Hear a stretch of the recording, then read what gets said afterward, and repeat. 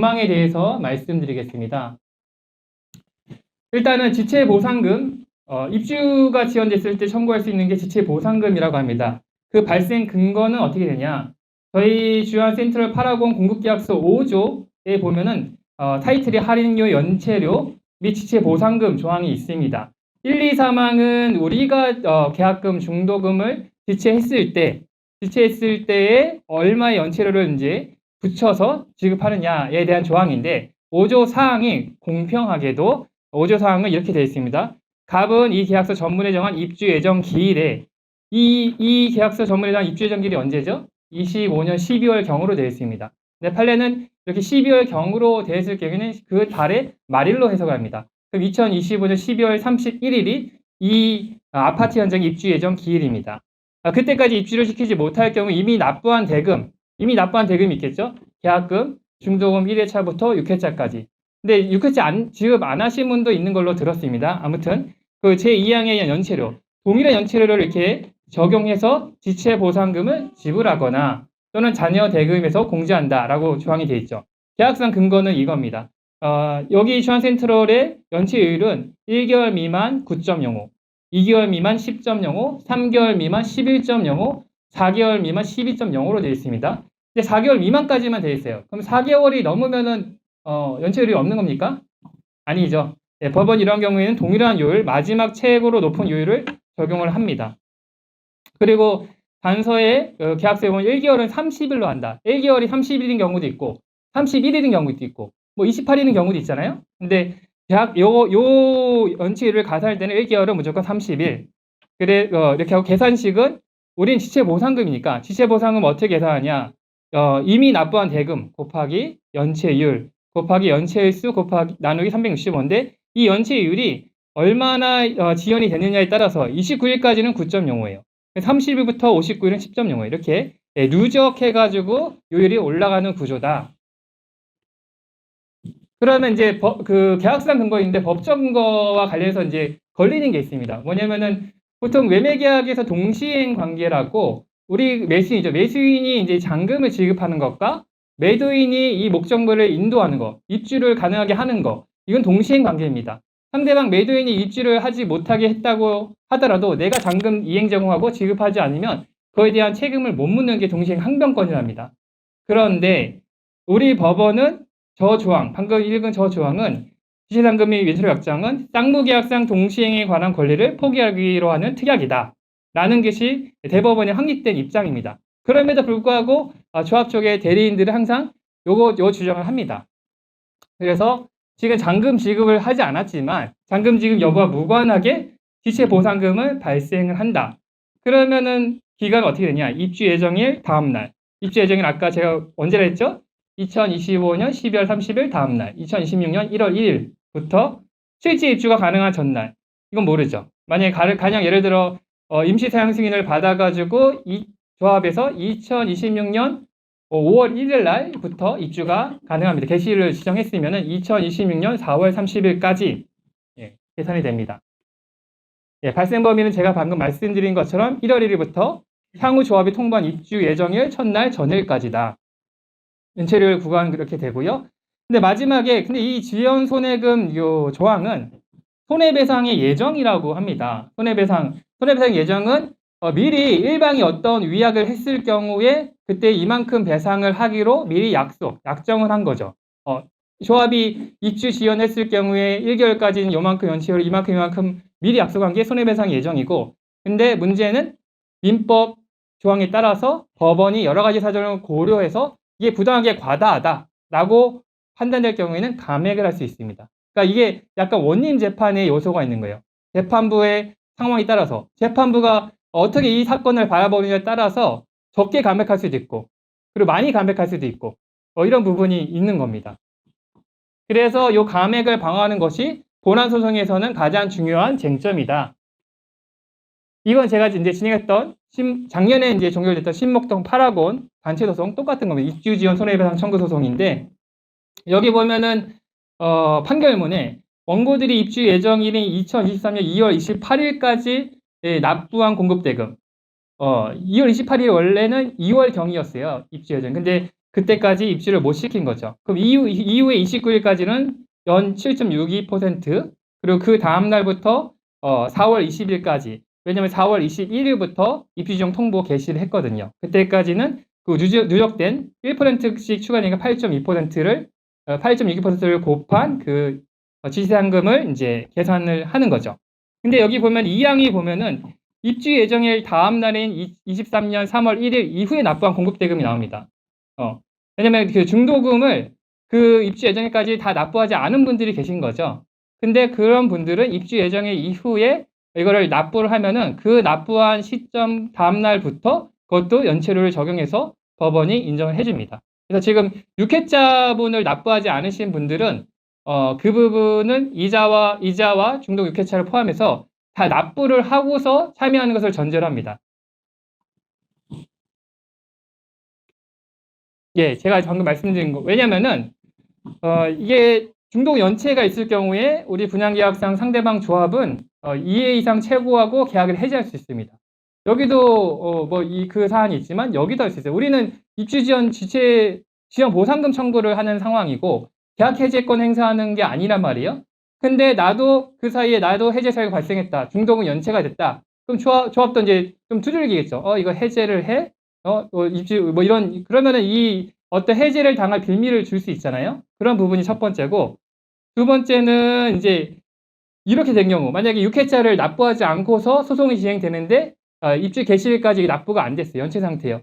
그러면 6회차분에 대해서는 입주지원 보상금 없는 거는 당연하죠. 왜냐하면 납부하지도 않았고 기간도 없고. 그러면 1회차부터 5회차까지의 그 부분은 어떻게 되냐? 이게 쟁점화가 된단 말이에요. 이 부분에 대해서 조합은 이 부분도 중도금 전체적으로 봤을 때는 지원 상태에 있으니까 동시행 관계상 너네 이거 행사 못해. 이런 식으로 쟁점화가 되면 불필요하게 소송이 지연되고 장기화된다. 라는 부분 때문에 전에 신목동 사건에서도 중도금 연체된 분 다 납부하고 참여하는 걸 전제로 했습니다. 그리고 더 중요한 것은 법원이 보통 한 10%에서 50% 사이에서 감액을 합니다. 근데 법원이 감액을 감액을 못하도록 하는 어떤 스케일 중에 하나가 이겁니다. 왜냐면 공평 원칙이거든요. 우리는 중도금 연체자들이 이 연체 요율에 따른 그 금액을 가산해서 다 지급했어. 근데 너네는 왜 이걸 감액하라고 재판부에 요구하냐? 그 재판부 보기에는 자료를 보면 그렇네요. 여긴 다 지금 똑같이 다 적용했네요. 납부했네요. 이 부분이 감액을 제한하는 요소가 된다. 예, 어떻게 이제 근거를 만드느냐? 이런 부분들은 저희가 코치를 할 예정입니다. 그러면은 이제 실제 요 주한 센트럴 계약서 중에 분양가 4억 1,160만 원, 4억 1,000만 원가량. 그래서 10%의 금액 46만 원짜리였습니다. 요 계약서에 계산해 보면은 입주 예정일은 2025년 12월 30일이고 이전 6회차 중도금까지 납부한 경우 곱하면은 기납부 대금은 2억 9,022만 원이 됩니다. 그러면 종기를 가정으로 2020년 4월 30일로 가정합니다. 이 조합에서 향후에 그 입주 개시를 5월 1일로 이제 할 경우, 그럼 계산하면 1개월 미만은 29일. 그럼 2억 9,022만 원 곱하기 9.05 나누기 100 곱하기 29일 나누기 365 하면 208만 원 가량이 나오고 2개월 미만, 3개월 미만 이렇게 누적해서 그 일수를 곱해서 계산한 겁니다. 한 달 지날수록 금액이 증가하죠. 208만 원, 239만 원, 263만 5천 원. 저거는 지금 보면은 316만 원. 예. 그래서 만약 가정적으로 4월 30일까지 계산한다. 4억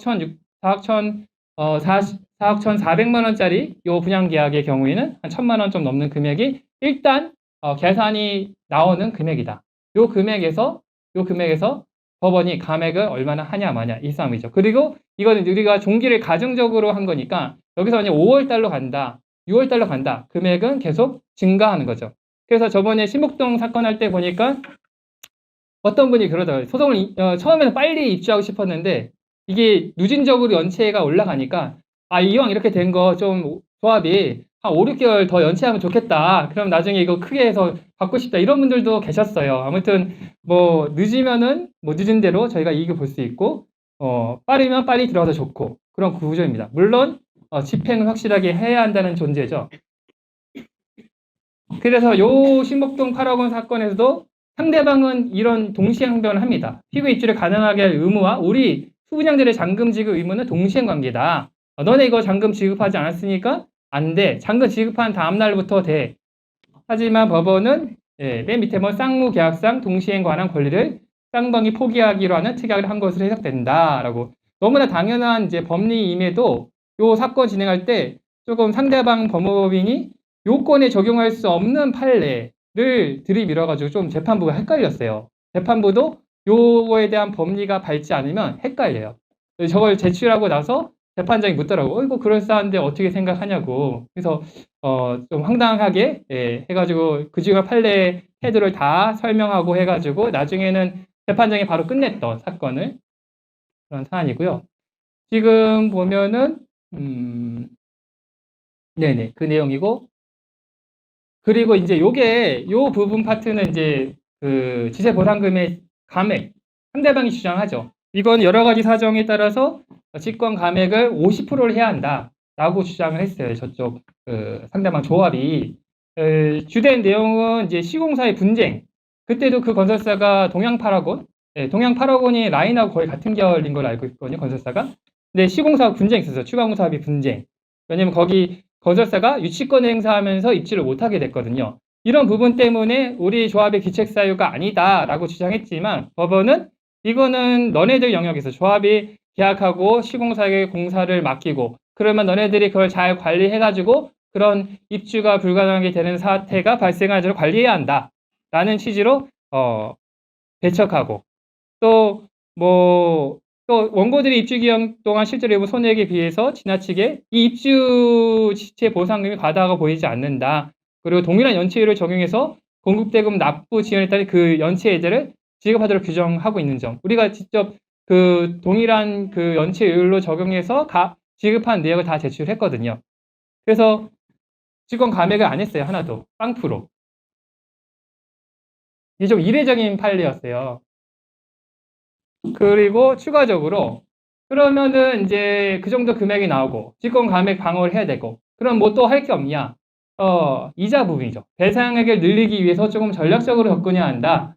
지체 보상금 채권은 기한이 정함이 없는 채권이랍니다. 기한이라는 건 변제기, 이행기가 없어요. 왜냐면은 뭐 약정한 것도 아니고 이게 발생할지 않을지 모르잖아요. 근데 이제 이런 기한이 정하면 채권은 우리가 그걸 기간 산정 아까 식을 해가지고 금액 딱 해가지고 목록 일본연하게 해가지고 상대방에게 청구서를 발송해서 도착하면은 그때부터 이행기 도래하고 다음 날부터 이자가 발생합니다. 최대 청구할 수 있는 건 연 6%, 상법상 법정 이자를 가산할 수 있습니다. 그래서 이자를 최대한 이제 하기 위해서는 그 예를 들어 4개월 지연 시에는 매월 이행 청구, 매월 말마다 이렇게 할 경우에 제가 계산해 봤는데 4개월 치해 상태 종료 시까지 매월 이제 청구한 경우에 약 7천만 원 가량의 추가 이자 차이가 발생합니다. 청구한 것과 4개월 종료했을 때 한 번에 청구하는 거하고 매월 청구해서 3번, 4번에 걸쳐서 청구하는 거하고 왜냐면 발생분 이렇게 해서 하는 거하고 7천만 원. 뭐 크면 크고 작다면 작은데 그래도 조금이라도 1분자에게 더 도움이 되는 팁이다라는 거고 또 한 가지는 이제 지금 판례를 보다 보면은 저 이자가 5%로 판결이 되는 경우가 있습니다. 그거는 왜 그러냐면 변호사가 6%를 청구 안 한 거예요. 조합과의 거래 상거래상의 채권이기 때문에 6%를 청구할 수 있는데 변론주의 원칙상 만약에 원고가 5%를 적용 주장하잖아요. 그럼 법원은 그냥 5%로 판단해요. 1%의 차이. 1%. 작으면 작고 크다면 크고. 그 이행 청구 시기를 놓쳐서 이자 손실이 현재 발생했죠. 왜냐면 1월 1일부터 지금 3월 말이니까 3개월 동안 발생했는데 지연 이자는 하나도 발생하지 않고 있는 상황이죠. 그래서 저희가 이제 업무 제1순위는 자료를 세팅하고 계산을 해가지고 현재까지 발생한 금액에 대해 이행 청구서를 조합에게 보내야 됩니다. 그럼 조합이 내용 증명을 받으면 그 다음 날부터 6%의 지연 이자가 발생한다. 물론 이후에 또 지연 상태가 계속되면은 또 보내야겠죠. 그 보내는 거는 마지막 소송 진행 중. 아마 이게 모아가지고 청구를 한 다음에 청구 취지를 확장을 할 수 있겠죠. 확장하고 한 달 지났는데 아직도 지연 상태가 계속된다면 또 마지막에 또 한 달 정도 후에 지연이 종료됐어. 입주가 개시됐다라고 하면은 그때까지 계산한 걸 다시 보내는 거예요. 그럼 이자의 그 기산 시기가 이때부터 이렇게 나눠지는 거죠.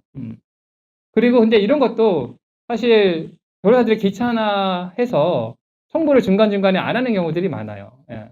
근데 이제 의뢰인들은 모르죠. 변호사에게 맡겨서 의뢰인이 잘 하려니 하는데 생각보다 그렇게 꼼꼼하게 의뢰인을 위해서 하는 경우가 좀 드문 것 같아요. 왜냐면 저 판결문을 보면 저거를 과연 그 중간에 청구해서 그 지원 이자 기산점이 앞으로 당겨졌는지 아니면 그냥 기다리고 있다가 끝날 때 한 번에 그냥 해가지고 그때부터 한 건지 그게 보이거든요. 네, 저희는 이제 2000 주문 이게 신목동 8억 원 이제 판결문의 1항인데 23년 4월 25일부터 이제 연 6% 이자 6%를 저희가 주장했고 4월 25일부터 나온 거는 저희 이게 4월 21일부터 입주 개시가 됐어요. 그래서 4월 21일 날 저희가 다 자료를 모아서 그 금액을 계산해서 내용 증명을 보낸 거예요. 그래서 조합에 4월 24일 날 도착을 했어요. 그래서 그 다음 날부터 이자가 가산이 된 거고 왜 이렇게 하냐면 법원에 소장을 접수하고서도 법원이 그걸 바로 조합에게 보내주지 않아요. 왜냐면은 단체 소송이고 검토할 것도 많고 이것저것 체크해야 되니까 어떨 경우에는 한 달 정도 걸릴 때도 있고 그리고 한 달의 기간이 뜨는 거잖아요. 근데 내용 증명 우리가 보내면 다음 날 바로 들어갑니다. 그리고 예, 여기 내용 증명 나오죠? 저희가 이제 4월 21일경에 예, 이렇게 보냈다. 그렇죠? 예, 그래서 이제 이 직권 감액 방어의 핵심인데 이 변수는 결국 재판부 담당 판사를 설득해야 되고 또 한 가지의 변수는 뭘까요? 또 한 가지의 변수는 예, 피고 측 조합의 대리인입니다.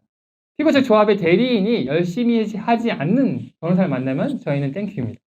예, 여기 다툴 것이 꽤 많습니다. 여러 가지. 그에 따라서 그 감액 비율이 제한되고 하는데 그거를 그냥 쉽게 건성으로 만약에 할 경우에는 상당히 우리에게 유리한 판결이 나올 수 있다. 신목동 8억 건이 좀 그런 케이스였습니다. 예.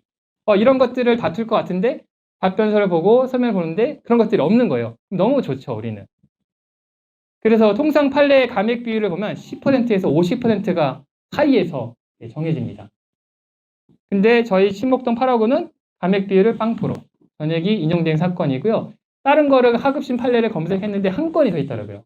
감액 없이 승소한 타 판례. 그리고 지체보상금 외에 별도 손해배상 청구 문의하시는 분들이 이제 많았거든요. 근데 이제 손해배상의 예정이거든요.